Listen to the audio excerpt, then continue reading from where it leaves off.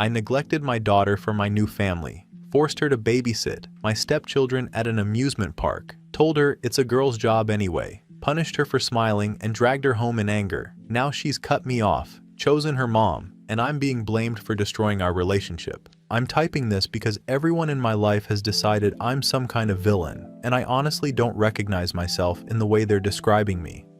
I'm a 46-year-old father. I have one biological child, my daughter Lena, who is 15. Her mother, Rachel, and I divorced about 7 years ago. It wasn't a dramatic, explosive divorce, but it also wasn't amicable in the way people like to pretend these things are. We disagreed on parenting from the start. She's always been permissive. I believe in structure. 3 years ago, I remarried. My wife Melissa is 38 and has 2 children from her previous relationship, Chloe, who is now 9, and Ben, who is 7.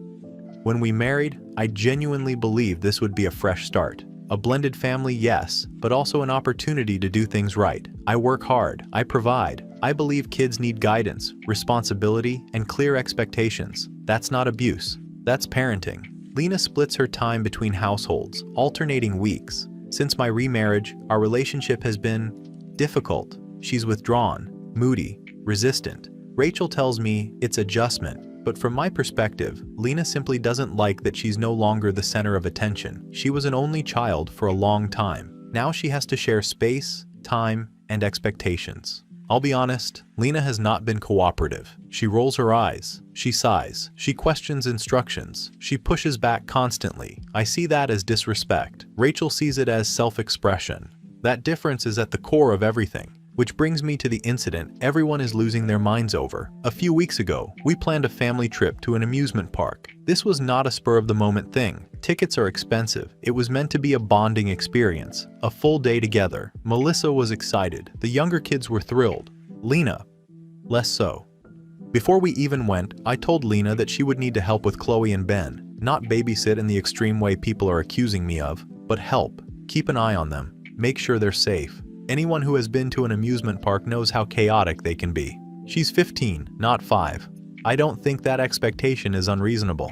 She immediately looked disappointed. She asked, "So, I don't get to do anything?" I told her she would still have fun, but yes, she had responsibilities. I also made it clear that the ticket wasn't free, in the sense that she could just show up and be catered to. Family means contributing. I thought that was obvious. At the park, things went downhill quickly. Once we got inside, it became clear that Lena wasn't happy about the role she was playing. Chloe and Ben are young. They need supervision. Melissa and I took turns with them, but there were rides they were too small for, and rides Lena didn't want to go on anyway. So yes, there were stretches where Lena was watching them, while Melissa and I went on something together. That's how families work. Older siblings help. This isn't some radical concept, Lena complained. She said it wasn't fair. She said she felt like she was just there to watch kids. I reminded her that she was older, more capable, and that this was part of being in a blended family. I told her, "You're responsible. This is what family does." She didn't like that answer. At one point she said, "Why don't Ben or Chloe have to do this?" And that's when I said something that apparently has now turned into Exhibit A against me. I told her, "Because you're better at it. It's a girl's job anyway." Before anyone jumps on that sentence, I want to be clear about what I meant. I grew up in a household where girls helped with younger kids. Boys did other things.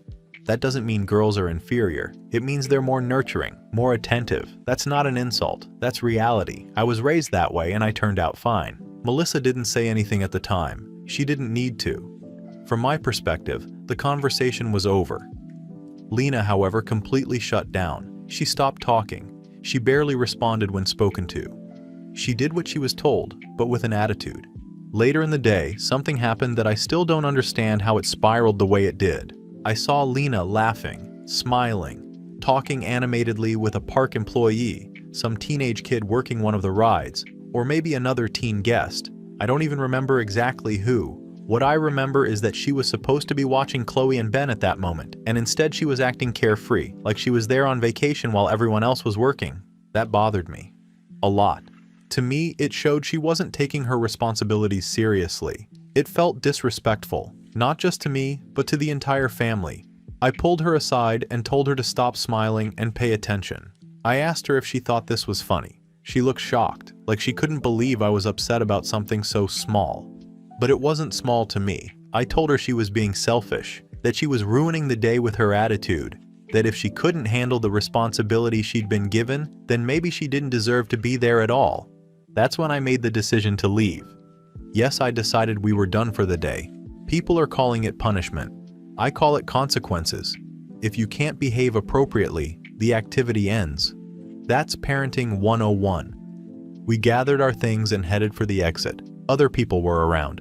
I'm sure they noticed tension. I wasn't screaming. I wasn't violent. I was firm. In the car, Lena finally broke down. She started crying. Not quiet crying, full sobbing. She said she felt used, replaced, like I cared more about my new family than her.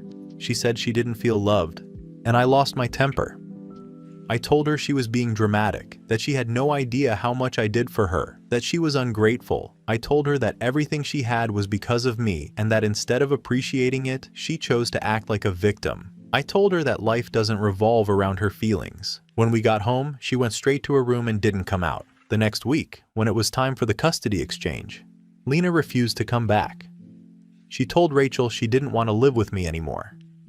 Rachel backed her immediately. No discussion. No attempt to mediate. Just took her side. Since then, Lena has barely spoken to me. She's cut me off emotionally. Rachel is telling everyone I'm sexist, controlling, abusive. My extended family is siding with her. Even Melissa has said, quietly, that maybe I went too far. I don't agree. I was trying to teach my daughter responsibility. I was trying to prepare her for real life. I wasn't neglecting her. I was integrating her into a family. I wasn't punishing her for smiling.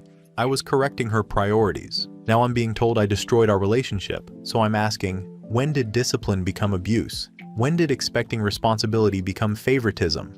Am I really wrong for expecting my daughter to step up? Because from where I'm standing, it feels like I'm being blamed for refusing to raise a child who thinks the world owes her fun without effort. Update 1. I didn't expect things to escalate the way they did. I knew there would be fallout. I'm not naive. Anytime you enforce discipline with a teenager, especially one who already has attitude issues, you're going to get resistance. What I didn't expect was the sheer level of hostility that followed, or how quickly the narrative would be taken out of my hands and turned into something unrecognizable. It started with Rachel. Within days of Lena refusing to return to my house, Rachel began posting online. Not naming me directly, of course. She's smarter than that. But the posts were obvious enough that anyone who knew us could connect the dots. Things about listening to your kids, breaking cycles of misogyny, believing daughters when they say they're hurt, vague, pointed, sanctimonious. People commented, people shared, and suddenly I was being painted as some kind of sexist tyrant who dragged his daughter out of an amusement park because she dared to smile. Extended family members started reaching out, not to ask what happened, but to tell me how wrong I was. My sister called me and used words I never thought I'd hear directed at me. Sexist, emotionally abusive, replacement parenting. She accused me of prioritizing my new family over my own child. I told her she didn't know what she was talking about, that she was only hearing one side. She said, "David, if this many people are telling you the same thing, maybe you should listen." That pissed me off more than anything else. Lena, meanwhile, went completely silent. She blocked my number, blocked me on social media.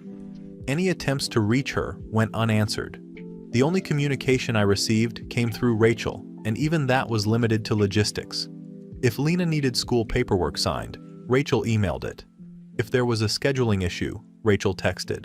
No commentary, no discussion. It was like my daughter had erased me. Then I found out she'd spoken to her school counselor. Rachel informed me, again not kindly, that Lena had been meeting with a counselor regularly since the amusement park incident. Apparently, Lena told them everything. The babysitting, the girl's job comment, being scolded for smiling, being dragged out of the park. The counselor used terms that, frankly, made my blood boil. Parentification. Gendered emotional labor. Emotional invalidation. I'm sorry, but what? I told Rachel that this was exactly what was wrong with modern parenting. You give kids vocabulary like that, and suddenly every expectation becomes trauma. Every chore becomes abuse. Every rule becomes oppression. I said Lena was being encouraged to see herself as a victim instead of being taught resilience. Rachel shot back that Lena was a victim, that she'd been treated like free childcare, not a daughter. We didn't speak again after that. At home, things weren't as stable as I'd expected either. Melissa, who had initially supported me, started pulling back. At first, it was subtle. She stopped backing me up automatically. Then one night, after the kids were in bed, she said quietly, "David, I think you went too far." I snapped at her, asked if she was taking Rachel's side now. She said no, but that she couldn't stop thinking about Lena crying in the car, about how harsh I'd been, about how public it all was. That felt like a betrayal. For the first time since all this started, I felt truly alone in my own house. I tried to reassert control. I told Rachel that Lena was still subject to our custody agreement and that she was required to return to my house on my weeks. Rachel refused. She said Lena was 15, not 5, and that she wouldn't physically force her into a car. I contacted my lawyer, convinced this would be a simple fix. It wasn't. The lawyer told me, very calmly, that while custody agreements matter, courts also consider the child's age and wishes. Forcing a resistant teenager back into a home they don't feel safe in can backfire legally. He advised me to proceed carefully. That was the moment something cold settled in my chest. For the first time, I realized I couldn't make Lena come back. No amount of rules, no appeals to authority, no insistence on respect would change that. She had chosen to stay away, and the system wasn't going to override her. That's when the anger started to crack into something else. I began replaying things, not just the amusement park, but before it. I realized Lena hadn't smiled around me in months. Not genuinely, not the way she used to when she was younger. I realized she'd stopped telling me about school, about friends, about anything that mattered to her long before this blow-up. Our conversations had become transactional, homework, chores, schedules. I thought that was normal teenage behavior. Now I'm not so sure. I remembered how often I defaulted to Lena when Chloe or Ben needed watching, how automatic it was, how rarely I even considered asking Ben to help. I told myself it was practicality, but the truth is, I expected it from her. I remembered missed events. A school play I skipped because Chloe had a recital. A parent-teacher meeting Melissa went to alone because I stayed home with the stepkids and told Lena she didn't need me there. I remembered telling her, "You understand, right?" and not waiting for an answer. None of this makes me feel warm and remorseful. It makes me angry. Angry that what I believed was structure is now being labeled damage. Angry that my authority is being stripped away piece by piece. Angry that I did what I thought was right and ended up here. But I can't ignore the result. My daughter is gone from my life. Not storming off, not slamming doors. Gone in a quiet, final way that doesn't invite negotiation. And the thing that scares me the most is this. She seems fine. I hear through family that she's doing well, that she's happier, that she's laughing again at her mom's house, that she's more relaxed, that she's thriving, which leaves me sitting here, wondering how something I believed would make her stronger ended up pushing her away entirely. I still believe in responsibility. I still believe discipline matters. I'm not suddenly apologizing for everything I stand for. But I'll admit this, angrily, begrudgingly, without softening it. I thought teaching her responsibility would make her stronger. Instead, it made her leave. Final update. It's been months. Long enough that the shock has worn off and what's left isn't anger anymore. It's something heavier, quieter. The kind of weight that doesn't explode but just sits on your chest when you're alone in the house and realize there's one less voice that's ever going to fill it again. Lena hasn't spoken to me once. Not on her birthday. Not on Father's Day. Not when she got her report card. Not when she made honor roll. Something I only learned about because my sister mentioned it casually, like it wasn't a knife twisting in my gut. I hear about her life secondhand now. Rachel tells people Lena is doing well. Thriving even. She joined a school club. She's laughing again. She's more relaxed. Her teachers say she's more confident, more engaged. Apparently, she smiles a lot. That part stings more than I want to admit. I didn't realize how much of her joy I'd been policing until it was gone from my house completely. At first, I told myself this was temporary, that teenagers are dramatic, that eventually she'd cool off, that Rachel was letting her win to spite me, and that reality would set in. It didn't. Instead, my absence became normal to her. Melissa started noticing it before I did. She was the one who said, one night at dinner, "She's not coming back, is she?" I snapped that she didn't know that Lena was still my daughter, that kids don't get to just erase parents because they're upset. Melissa didn't argue. She just said, quietly, she already has. That was the beginning of the cracks in my marriage.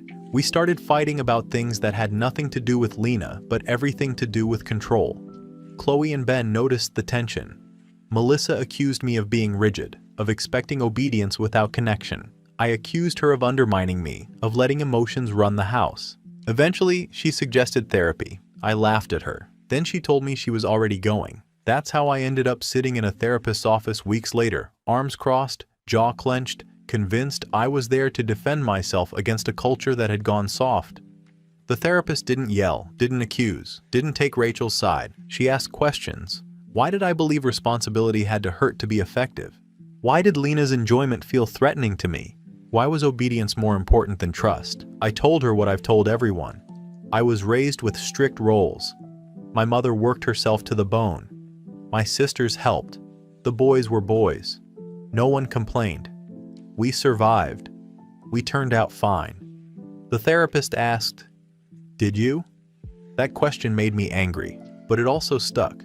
Over time, reluctantly, stubbornly, I started seeing patterns I'd spent years justifying. How often I used phrases like, "You're better suited," when what I meant was, "This is convenient for me."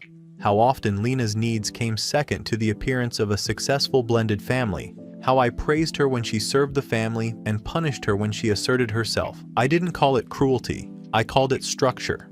But structure without care is just control. And control was always easier than connection. The gender roles, those took longer to confront. I hated admitting how often I leaned on them to excuse my decisions. Girls' job, natural caretakers, boys need freedom. I told myself it was realism.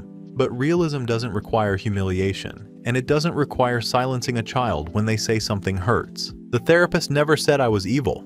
She said something worse. She said I was predictable, that I did what many parents do when they're afraid of losing authority. I tightened my grip instead of opening my hands. And kids don't grow under clenched fists. They pull away. The final contact from Lena came unexpectedly. It wasn't long. It wasn't emotional. That somehow made it worse. It was a message sent through Rachel first, asking if I was willing to receive it. I said yes immediately. I'd been waiting for anything. Anger, blame, even insults. What I got was calm. I didn't choose mom over you. I chose myself. I'm not angry anymore. I just don't want to feel small when I'm around you. Please don't contact me again. That was it. No accusations, no bargaining, no room for argument, just a boundary. I wanted to respond. God, I wanted to respond, to explain, to clarify, to tell her I was learning, that I understood now, that things could be different. The therapist told me not to. She said, "If you respect her now, you stop." So I did. That doesn't mean I'm at peace with it. It means I accept it. There's a difference. The house feels different without Lena. Quieter, but not calmer. Chloe and Ben still ask about her sometimes. They don't understand why their sister doesn't visit anymore. I don't give them details. I just say she needs space. Melissa and I are strained. We're still together, but the illusion of our perfect blended family is gone. She sees me differently now. Less certain, less authoritative. I don't know if that's permanent. I do know this. I can't undo what I taught Lena. I taught her that love came with conditions, that her value was tied to how useful she was, that her joy was optional, that obedience mattered more than happiness, and she believed me. Not forever, but long enough to walk away once she realized she didn't have to live like that. I still believe in discipline. I still believe in responsibility. I haven't flipped into some soft, guilt-soaked version of myself. But I no longer confuse authority with love. And I no longer believe fairness means everyone falls in line the same way. Sometimes, it just means listening before it's too late. I didn't lose my daughter because she was disobedient. I lost her because I taught her that her happiness mattered less than my rules, and she believed me.